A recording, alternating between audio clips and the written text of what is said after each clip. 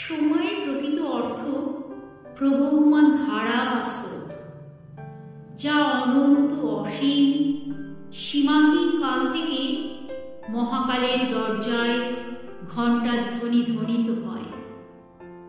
সময়কে ঘণ্টা, minute, second দিয়ে বেঁধে রাখা যায় না।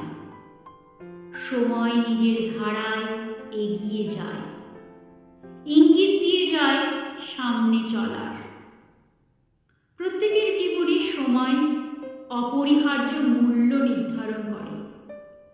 এক এক সময় এক এক রূপে প্রকাশিত হয়।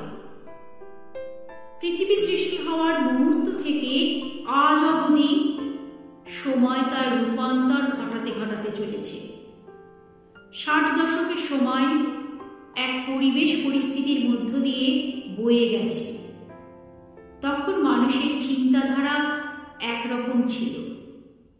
সেই সময় মূল্যবোধ, সহানুভূতি, মানবিকতা এই শব্দগুলি কিছুটা হলেও মানুষে মানুষে আদান প্রদান হতো। আর এখন এই শব্দগুলি নিছকই আত্মকেন্দ্রিক।